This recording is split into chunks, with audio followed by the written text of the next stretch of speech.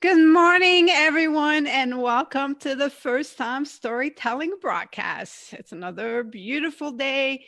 Grateful to be alive. Today, on the First Time Storytelling broadcast, my guest is Dez Stephens. Dez is the founder and CEO of Radiant Coaches Academy, a social enterprise and prominent international coach training school that certifies holistic coaches. She herself is a credentialed coach, master trainer, and marketing strategist. Dez is here to share the story of her first time as a film producer. Welcome to the show, Dez. Thank you so much for having me. All right, so let's get started with what is the film all about? Well, the film is all about the women of Standing Rock. You know, a lot of people don't remember, or maybe they kind of remember what happened a few years ago in North Dakota. It's about the women who were protecting their water. The Dakota pipeline access was happening. So it's about the story of what they had to do to fight for their water, their families, their land. Yes, and I saw the preview for it, and it looks like a really great film. So then let's backtrack then. How did you get involved with this project? It's so interesting in life how we have these beautiful mentors. Sometimes they show up as friends and colleagues and things like that. And I've had a friend for, gosh, 25 years or so. And she's always just been a close friend. And we talked one day and she had this vision of going to North Dakota. She at the time was in Honduras. She's originally from Wisconsin. And when she said this message to me about the message she was receiving, I thought, wow, like, I don't even know why, but I know I need to be part of this. So I somewhat invited myself to be part of it, I suppose. What can I do? How can I support you? What Did is it she, all about? sorry, did she specifically say she was going there to do a film, or did she just say she was It was more going of a there? vision. It was more of a Okay. vision of she's a director, she's a humanitarian producer, filmmaker, and she just felt drawn to going there. I think I'm supposed to go there to do some work or some humanitarian work. So I thought, like something inside of me, I call this following your thread of intuition. So my intuition was saying, wow, I don't know what this is, but I think I need to be part of it. It didn't seem part of my industry, which is coaching. It almost didn't even seem part, when I offered to support her, to help her, it was like, well, sure, maybe I could use some support, like just being there. And so I went for part of the time that she was there. As soon as I got there, I had been, as a kid, I drove from Chicago to the Tetons every summer for vacation. So I'd been through South Dakota, I'd been through a lot of different states. I'd never been in North Dakota. So I land in Bismarck. I rent this big old, SUV for the camera equipment, met the cinematographer at the airport. We're driving to the Standing Rock Reservation. And I felt this incredible gravity. That's the best way I can describe it. Like the car felt heavy, my body felt heavy. It almost felt like my heart wanted to lay on the ground, and I didn't Hmm. know why. And I thought, well, do I have some weird jet lag or something? Because I do travel quite a bit, but I had never had this feeling before. So I get to the Standing Rock Reservation, the Sioux, and we set up camp, we get our stuff all going. And I wound up a couple days later talking to one of the female elders, the women of Standing Rock, and her name is LaDonna. And also I met a woman named Madonna Thunderhawk. And I said, what is this feeling? Because it didn't go away, after the first 2 days. What is this feeling I have that I want to lay down on the ground? The car feels heavy. Everything feels heavy. Like there's extra gravity. And she said, oh, that's buffalo medicine. You're feeling the buffalo. And I said, what does that mean? And she said, well, the bison were here. The bison, there were hundreds of millions of them here. And they're no longer here, most of them, just like we're no longer here, most of us. So you're picking up on their medicine. And I was like, well, why do I feel like I want to lay my heart on the ground? Not my back, but my front. And she said, oh, well, the land will take your pain for you if you have any. So that's what you're feeling too. Buffalo are low to the ground. They're heavy. They can take, I know in Honduras, with my friend, colleague said, when she was in Honduras, having this vision to go to North Dakota, right? There's an expression in Honduras that says, give it to the sea and give it to the sand. If you have any pain, if you have any trauma, if you have anything you don't want, you can give it to the land. And that's kind of what Madonna was telling me. And I was like, I think I need to lay down.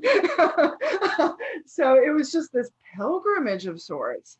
And I didn't know it at the time. Being from Chicago, there's this mystery around Native American names and symbology and McWanago and Waukesha. All these names are Native American names. And I always, as a child, wished I was Native American because of this, right? So since doing this filming, I did a DNA test and I was very surprised to find out I have part Native American, which is from Nova Scotia. So I was like, well, no wonder I care so much about this, but I also care as a human being. Yeah. So it was kind of this like hindsight told me something, but also foresight told me something. And in essence, how I became a co-executive producer of the film, as I said to my friend, what is it called when you have a really great idea for a film and then you can manifest the money to do the film or a TV show? What is that called? Because I don't know anything about the film industry. And she said, that's a producer. And I said, okay, I'm a producer. So I almost became a producer by accident, just by listening to my intuition. So let's back up a little bit in the story, which, by the way, is very fascinating and so much information, and if I've been in those type of moments where you just can't explain it, and it's so great that Madonna was able to explain to you and give you the history and put you in connection with the land and with your emotion, with your intuition. Is so powerful. And was it your first time on a reservation? Were they very open to you all coming in and doing this? And was there a plan for what you were going to film? I think for Shannon Kring, the director, her vision, she has done quite a lot of filming with Native Americans and First Nation communities around the globe and Indigenous peoples of the globe. So for her, it was probably, I don't want to speak for her, but probably some kind of, I'm probably going to do some film work there that is going to tell the story of the women who are here. I don't even think she knew it was the women she was going to tell the story about, but what's happening here right now. She's the kind of person that's thinking, I just need to get the footage. I just need to be there. I don't even know what it's going to mean later, but it will mean something because my spirit is guiding me to do this. So when I showed up, I literally was like a PA. I was like a production assistant. I was driving the SUV inside of the camps while the cinematographer is hanging off the back of the SUV to get some footage. We were one of the few groups there that were Caucasian, right? So the director is Scandinavian. I'm clearly Caucasian. And we were not necessarily welcomed at first, but when Shannon arrived, there was this spiritual connection that the women in particular had with her. They knew she was coming and they welcomed her. So we stood out like a sore thumb in a way because we were inside the camps versus people that were supporting outside of the camps. But I think spiritually, there was just a connection that was made before I even arrived. So by the time I arrived, I was just kind of in the mix. And it was a beautiful, week or so for me to be there when Shannon, the director, was there on and off for years collecting this footage. So my thread was a smaller thread inside of this quilt, inside of this blanket, but my contribution can be more about spreading it to the masses through coaching. Now, coaching and film work don't seem to go together, but I realized pretty quickly I would like to do a film and a TV show about coaching because it doesn't have a face in the mainstream. I would like to, I love film. I would like to do film and TV projects.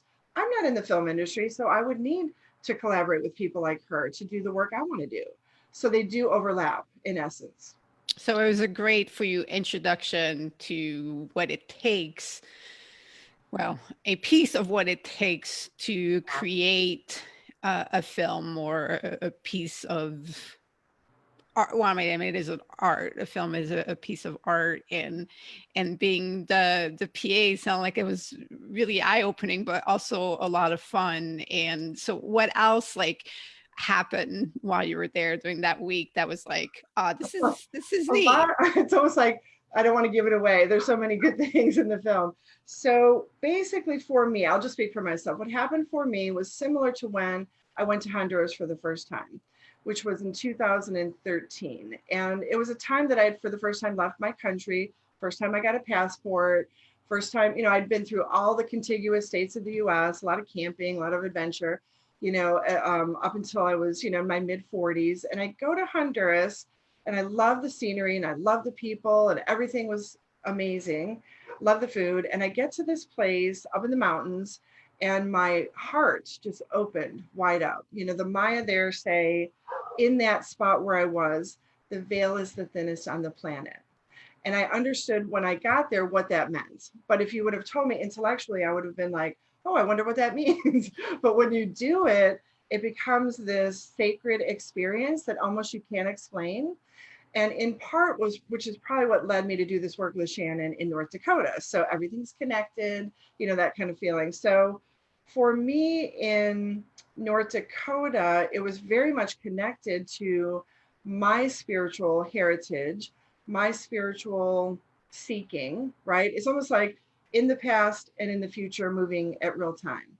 So it's one of these, these beautiful people that show up in your life. I had a person 15 years ago when I became a coach who turned to me and said, you would be an amazing life coach. And I thought to myself, what is that? Or why me? It's something I wouldn't even thought for myself. But because she said that, she planted this beautiful seed. And I became a coach. And then I started training and certifying coaches. Now I want to do a film and a TV show about coaches. So it all works together like a beautiful spider web. Yeah, it absolutely does. But like on the film side, because I mean, you earn yourself the title producer, right? So it's a first time as a producer, like you said, promoting the film and doing what is more in your wheelhouse or area expertise for the film. But during that week, you did do things that were not common to you. So what was that like? The actual like filmmaking? Yeah, one thing that was really vivid to me. So I was the driver in a lot of ways. Like I would drive Madonna from one part of the camp to another part of the camp to get some film footage of her near the river, drive her back to where we ate. This is when I say camp, we're talking tens of thousands of people. So I would be in intimate settings behind the camera, watching an interview happening. So I was watching this beautiful, Joan Baez and the women, all the other people that had visited, the people, of course, that are from there. And my role felt very like I can remember so vividly, like taking photographs of the filming and knowing that somehow that was going to mean something later, but it was just me and my iPhone, right? And now I understand why I took those photographs. But here I was behind the camera in a support role, witnessing this beautiful interview, or 10 or so, and knowing that this footage, this story needs to be told. So I remember really vividly one night there were like groups of people on camp that were, I don't want to say cliques, but people that gravitate toward each other. And there was a very young group of men, and they wore red bandanas over their faces because they didn't want to be filmed.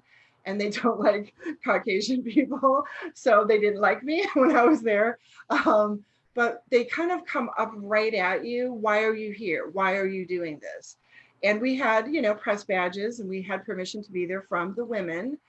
And they were musicians, they were rappers, and super loud, the fire's going, the music's going, and they kind of literally rush up on you physically. What are you doing? It's a form of intimidation. You don't belong here. You need to go away. And then here's Madonna coming right behind my shoulder. And she's an elder. She's one of the oldest of the females, the matriarchs of the camp, of this area. So, she would peek her head like, oh, she's here with me. And they would be like, oh, I'm so sorry, Madonna. Like there's such a reverence for the women. So it was nice that I was with them because if I was not with them, I would not be welcome there. And it would have been very hard for me. So in camp, imagine the director's about 15 feet away from me, the cinematographer's 5 feet away from me, Madonna or something like that is hopefully near me. And it's real time. This is not like, oh, well, let's sit down here and do an interview. It's just like, here we go. And So it was very, I wasn't afraid. It just felt very, I was very tentative. Yeah. You It know, it's sounded like, like yeah, there was I need to a make sure, like, move the car now, make sure, Madonna gets to over here now. And yeah, it was really interesting. yeah, in an environment that there's so much going on and you're trying to capture what's happening and it's heartbreaking what's happening. I mean, you can't take that, that's why you're there and you're having this experience. Wow, I can only imagine I just will say one of the most, I mean, there were so many, but one of the most beautiful experiences I had were the runners who came from New Mexico. So when natives run in ceremony, we are not allowed to film them. So there's actually a lot of footage we could not, out of respect, take. But they ran barefoot from New Mexico to North Dakota, uh, a tribe, a clan. And they were young men, and I mean, just tears. We were all crying. There's an avenue of flags. So imagine all the flags, the Sioux tribe, the people that were coming, bringing their flags. So hundreds of flags lining this roadway. And when we knew they were coming, cell phones kind of told us that, even though they didn't have cell phones. And we knew they were coming when they came into the camp and came down the hill and were running. Everyone put their cameras down. Everyone was just in prayer and meditation. And it was exquisite. And this feeling of laying my heart on the floor. It was like I was standing, but I was laying on the floor sobbing, on the ground, on the earth, near the water. And this is the Missouri River that could be and has been contaminated as a result yeah. of this pipeline. So these beautiful runners were a reminder, we are always in ceremony, no matter what we're doing. Our actions are living our dharma, living our purpose. And so you don't know what you're going to experience because it's your first time. I didn't know what I was going to experience when someone said, "Oh, the runners are going to be here in 10 minutes. They're running barefoot and they came from New Mexico running." And I'm thinking, like, what? Like I had never even heard of that. So to witness that was such a beautiful experience. And in a way, I'm glad it wasn't on camera because that's Yeah. not even something that you could even capture with a camera, really, Yeah, ultimately. if you've traveled a lot or if you've seen a lot of beautiful things, some of it you just put your camera down and you're like, nope, because it Yeah. will never give it justice. It will never pay the tribute to it. And it's something that people just have to experience for themselves. And if it's a very rare moment that you get to experience, it's just like you have to be in that moment and not have it be disrupted by anything like social media or cameras or taking pictures. So that and you described the moment beautifully though, and that's the power of storytelling, right? Because you can still share that moment with someone and it can be verbally, it doesn't have to be through video or pictures. So now when you saw the movie, when the final film, what was that like, knowing, having been behind the camera and having the first time of, oh wow, I was actually there when this was being shot and now I'm seeing the final Yes. product. There have been iterations of the film and edits. And about a year and a half ago, there was a screening that I saw in Chicago where we got great feedback from film students at a school there. And I remember watching it thinking, wow, there's so much that goes into making a film. And the editing process is something most people don't even know about or appreciate. And I was overwhelmed with reverence and joy on that screening, thinking, wow, like all the pieces of the puzzle and the footage were coming together. But on May 18th, when we released the official trailer, and I'm, of course, able to see the full film before it's released, is more of a feeling of power. The hindsight of it being starting 4 years ago and now being more timely than ever, it feels so right. It feels so like right now is the time for this. And this could not have been better timed if it tried. So it feels very powerful. It feels very empowering. It feels joyous. It's very bittersweet though. The story that's being told is a hard story to tell. And it's a story that has been untold, needs to be told. I'll give you an example. I remember on, May 18th is when we finished our editing and it happened in Finland. And here we are watching the film, with a password code, those of us who are involved, knowing that it's going to be out to the general public this year. So that feeling on May 18th was very, very powerful. And then a month later, on June 19th, Juneteenth, I remember this wave of energy coming over me, thinking we were celebrating about 150 years ago, the last of the emancipated slaves in Texas. But only 52 years ago, women were still being displaced on reservations, First Nations, Indigenous women of North Dakota in this case. So it made me realize like nobody knows this story. And in 1985 was when parents of this reservation were told that they can actually parent their own children. And that was not very long ago. So I feel so proud to be part of telling this story. I feel like it's a movement, not just a film. And I look forward to people feeling inspired and taking action, honestly, Yeah. from what they see. So what are the call for action from the film? The film doesn't really have a call to action specifically, but I think people will feel very inspired to go to their legislators because this is something I've learned as an activist for so many years. You can be upset about something, but until you change the laws, until you change what's happening ultimately with legality, things don't really change much. So many years ago, I would go to capitals, I would go to state capitals, the federal capitals, I would lobby, and I would say, this change needs to be made. And a small law would change, and it would actually, in a ripple effect, make a very large change. So I think for me, what I see is I need to talk to my local people and my regional people and my national people, and I'm part of an international community. I need to make some laws change. That's what I feel when I watch the film. Other people might feel maybe more of an environmental inspiration about saving the earth, saving the land, saving the water, saving the air. Some people might feel called to protect women, protect children. There's a lot in this film. It's not just about oil under the ground in the Missouri River. So this affects, it's interesting how it started in Canada and it goes down to basically Missouri. But the black snake is a prophecy that the First Nations people have been seeing, Indigenous people, for centuries. They call it the prophecy of the black snake. So the black snake is the oil under the ground, that now is under the ground, right?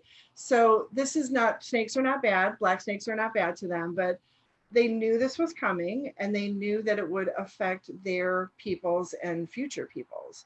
So they're doing their best to do what they can to prevent the contamination of their water, which is ultimately for the benefit of all of us. Yeah. So, And this there's is been not an so many, isolated reservation thing, right? there's been there's been so many reversal or of environmental protections and laws in the last few years that that's a trend that has to stop and start going back the other way. And you're right as far as the timing goes, because we're gonna, you know, the earth will make us sick. We've made it sick and it's gonna make us sick if we don't take better care of it. That's just the bottom line and the truth.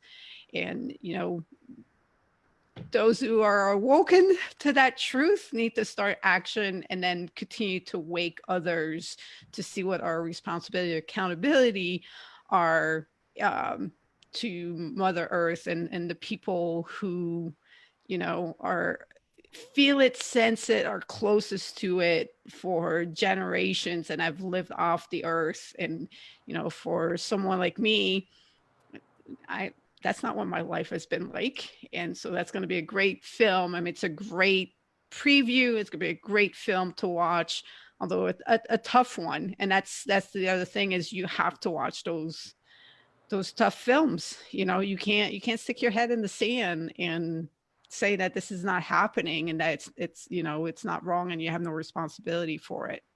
I like what you're saying because, waking up is part of the process. But what do you do when you wake up? What do you do when you have, information is empowering. Choices are life giving. So there's no judgment. The film doesn't say, well, if you don't do something, there's something wrong with you. But it is planting a beautiful seed of what someone might do in their own life. It might even be how you live in your own home or how you live in your neighborhood, in your community. And that's a lot. So, for someone like me that has always wanted to help Father Sky, Mother Earth, and all this, I've had this since I was a child. Many of us do. on Earth Day, I was like, what can I do? Can I go pick up garbage? So that part of me is awoken and stimulated, inspired to do something, to take action. And in this case, my action turned out to become a co-executive producer of a documentary about this. Yeah. So I don't see it, I see it as a film and a movement, and I almost don't even see it as a documentary, because as soon as you say that word, people think like, oh, like, it's going to be hard to find, it's going to be hard to watch. But it actually is a beautiful film. I will say that the director and the cinematographer did a beautiful portrayal of a hard story to share. And there's such beauty in the film that I think people will be able to watch it with grace and ease, and also be called to action because of the information that they learn watching it. Yeah. And just plug first times in your experiences, just because you've never contacted your state government or federal government before, just because you've never done a protest, a movement, is a great time to do something that you've never done before and start taking those actions. Now, when and where can people catch Well, the it's film? interesting with the pandemic, we can't really go to movie theaters now, can we? So when I met the director in person many moons ago, I had this vision, speaking of visions, that she was going to be involved with something called, in my mind at the time, the future of television. So I don't know what this is, but you're going to be a big part of how people will watch film. And this was, a decade ago. So it's probably going to go straight to mobile devices, which is the good news. And you won't have to like worry about which theater to go to, because you can't do that anyway this year. Yeah. And we will not wait another year to I mean, the film is ready. So we're in distribution, negotiations now. And the good news is that my objectivity around how to get it into people's hands is helping ideas about how to get it straight into someone's iPhone, smartphone, mobile device. And yes, it will be at the film festivals. Yes, it will be televised internationally, but we need to get it straight to the people. And that's what our plan is right now. So by the end of this year, we'll be able to announce, here it is to purchase, here it is to share, here it is accessibly and affordably through mobile devices. Oh, well, good luck with all of that, and keep us posted so I can do an update and let everybody know how they can buy it and watch it. So that's gonna be awesome. Are you ready to switch over and play the first time lightning round? Sure. Can I just Our mention our .com so people can watch the trailer? yeah, sure, yeah, Okay. It's endofthelinefilm.com. yeah. The And I movie's called will. End of the Line, The Women of Standing Rock. Awesome. Okay, switching on to the first time lightning round. All right, so the way this works is I'm going to give Des 10 different first time options. And similar to what she would do if she was on the app, if it's something that she has done before, she would swipe up. So she'll say up, or I've done it before. If it's something she's never done, not interested, then it's left. And if something that she's never done, would like to do and add to her list, then we go right. Ready? Okay, so right is something I want to do, left is something I don't want to do, and up is something I've already done. Yeah. Okay. Jump rope. Up. Oh, done that before. Got you start as a kid. Oh yeah, lots of jump rope. Double dutch, double dutch. You know what? I've never done double dutch. I'm very big into, like, I'm trying to learn different jump rope tricks, but I need obviously I Well, I'm need part other Dutch, so people I for learned the because I'm part Dutch, I learned double Dutch. yeah, I need other people for the double dutch. Okay, eat Moroccan cuisine. Up, but not in Morocco, but I want to. Okay. And you do go to the continent quite a bit, so hopefully you'll get to have that Yeah. experience. Win a jackpot. Up, I won. Ooh. Now I don't know if you mean lottery, but the very first time I played bingo in a very large hall of like 500 people, the very first bingo game I ever stamped on, I won $500 when I was like 18. I was like, woo, jackpot. Very nice. Everyone's Awesome. scared to be like, beginner's luck, get her out of here. Awesome. Okay, play chess. Oh, up. I love to play chess with my son Okay. mostly. Oh, very nice. Change a tire. Oh, up. I had to do that plenty of times because I've been on lots of road trips. Do you remember the first time? Oh yes, in my VW bug, back and forth from Iowa, University of Iowa, when I was in getting a bachelor's, had a boyfriend back home. I'd always make that road trip, and yeah, plenty of flat tires I had to change there, hoping that I would like. I was like 200 yards away from a gas station exit. I was like, come on, come on. Yeah. Now, like, oh, I had to change it myself in the snow, in the cold, the whole thing. Yes. Oh man, but at least you knew how. I knew So how, you're, thanks to my brothers. oh, awesome. Okay, play the trumpet. Mm. I'm going to say left because I like the idea of learning a new instrument, but not a wind instrument. If that's a new, Yeah. not like a metal thing. That doesn't appeal to me. But yeah, Be more like piano, guitar, yeah. Like something I love music, but blowing into a metal piece of something, no, that doesn't appeal that to me. not doing that one. Okay, fair enough. Do acupuncture. Up.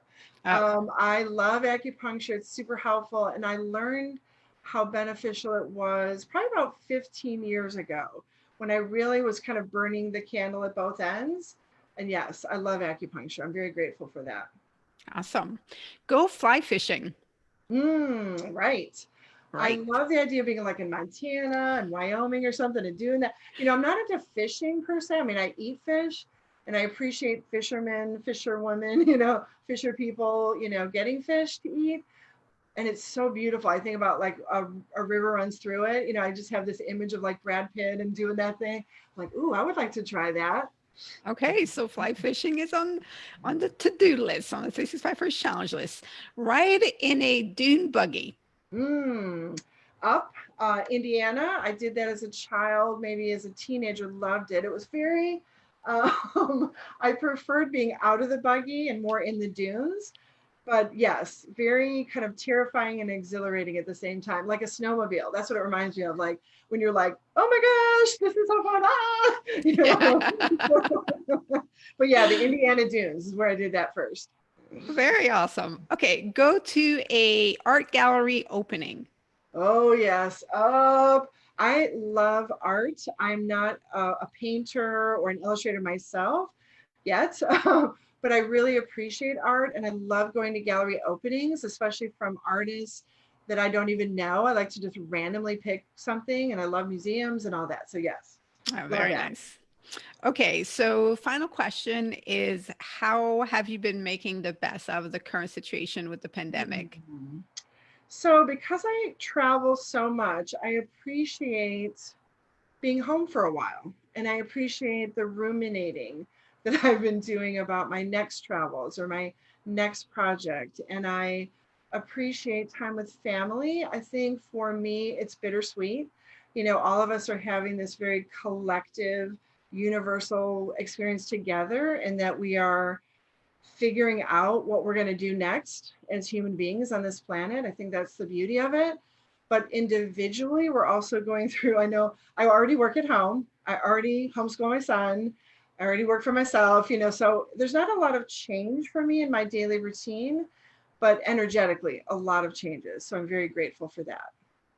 Oh, yes, there's a lot changing and here's to hoping and praying a lot of it does not go back to how it was before. Yeah. So it is about how can we move things to a next level in a different direction after after this, and I don't think it's going to be over anytime soon. So it's a even more of an opportunity to keep being reflective, to keep ruminating, as you said, about what's happening and what it means for you, what it means for your family, and then keep extending out what it means and how you want things to be, Yeah, I know moving for forward. you, you've traveled a lot more than I have, but I can only imagine someone like you planning their next trip, wherever that's going to be. And I think if this had occurred over a week, we wouldn't have made the changes that we will, almost be forced to make because it is lasting longer than people prefer, let's just say. But Yeah. yes, I think that's the opportunity is the quantity of time is kind of So forcing us to do that. for me, in a way, so I did have to pivot a lot of what I had planned for the business, but in the background, it is a blessing because I do love to travel. And I knew that doing the business was going to keep me in place. And Mm, honestly, that was going to be tough. But the fact that I can't travel makes it all much easier. It's like, well, I can't go anyways. So this is great instead of having like, oh, I have to do this and I much rather be out doing that and being torn about that. So it's been really weird in that respect and actually something that I am grateful for.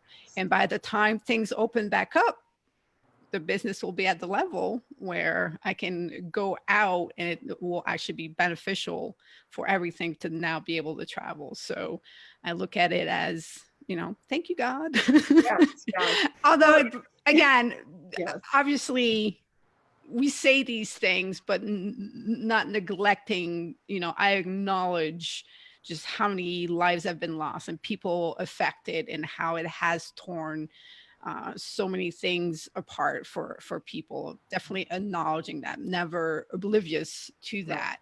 And but it's like, You're making such a great point because that gratitude that you feel is kind of big picture. And yes, it's we kind of go into this like, oh, but other people are suffering and I'm sorry for that.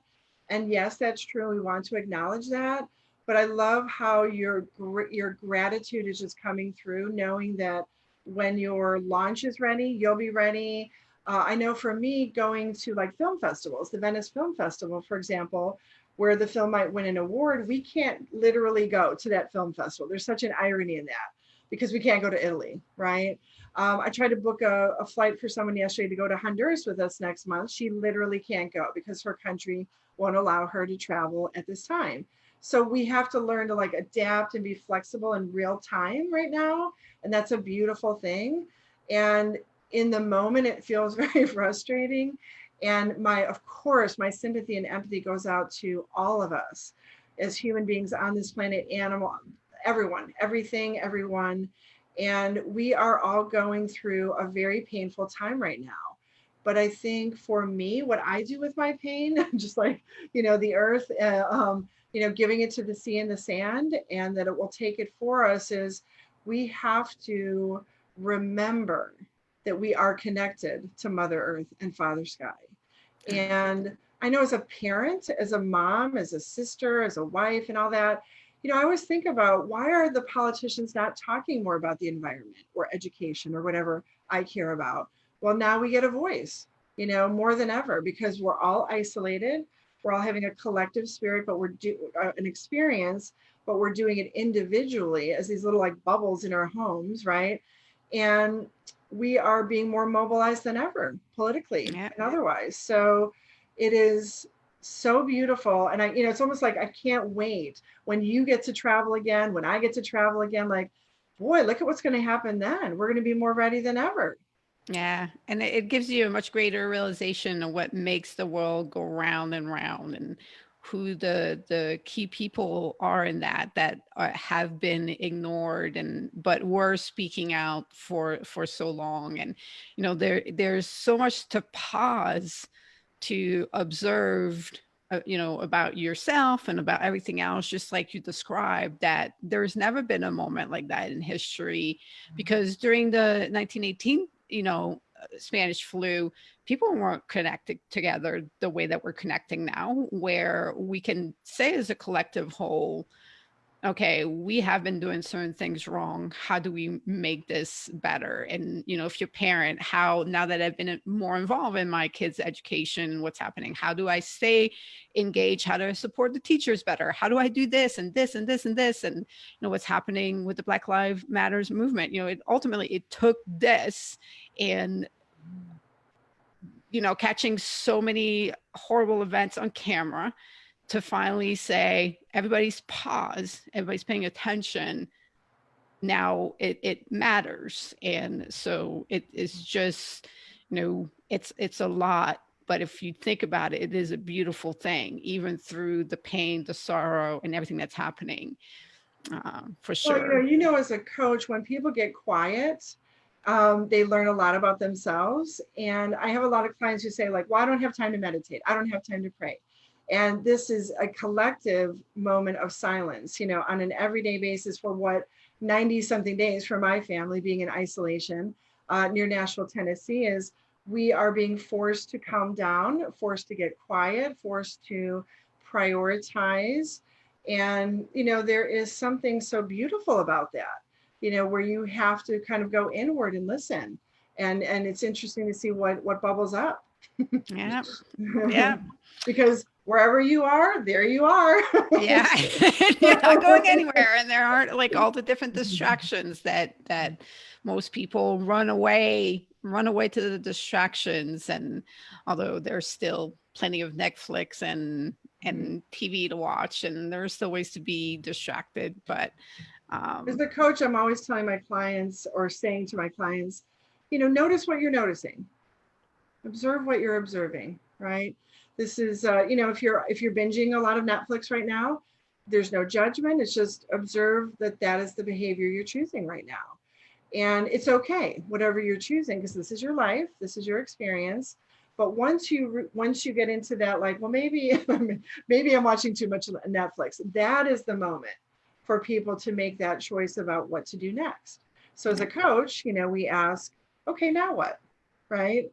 So I'm always asking myself, because when you become a coach, you start coaching yourself, right? And coaches have coaches, so I certainly have reminders about, what's next for me, what's important for me, who am I? So now we have this larger context, this beautiful landscape of, okay, now who am I as a human being in the context of other human beings, right? The world is smaller than ever. So BLM, by the way, when I see that hashtag, for me, that's Bureau of Land Management, but it's also now Black Lives Matter. But when I coach and I'm part of projects in Ethiopia, coaching NGO leaders there, they're not Black, they're Ethiopian. They don't call themselves Black. So I'm having these international coaching conversations, and some of it is BIPOC and some of it is North American and Australian and European and South American, Central American. And it's a beautiful conversation to have about inclusion, anti-racism, right? So as a coach, my clients, am I including them? Am I welcoming them and also including them? Because welcoming is not intrinsically inclusive. I have to look at my values as a person, as a business owner, as a coach, as a now film producer by accident. What are my values inside of my work, inside of my life? And this is such a beautiful exploration for us. I absolutely agree. Thank you for sharing your story, your advice, your wisdom, and you took us, around the world almost just about during this conversation. So who needs to go anywhere? Give Dez a call. She will take you on the journey. So I really appreciate you coming on. It was fabulous to talk to you and see you again this way. Oh, well, thank you so much for having me. It's just great to talk to other people who have such a big heart and a love of travel and all that. So I feel like we're soul sisters for sure. And I still have to. Tennessee, Nashville is one of the few cities I've not been to in the U.S. Oh, So I think that's the first time I've ever heard you say you haven't done something or been so somewhere. Tennessee, Chicago, and Miami are main Oh, cities that I have not set foot on and explored those yet are my within the cities. United States. Yeah, so I've been in more cities around the world than, although I've driven across country half a dozen times. So Well, I will have to show you my hometown of Chicago for sure. awesome. All right, Des, have a great rest of your week. Oh, you too. Thank you so much.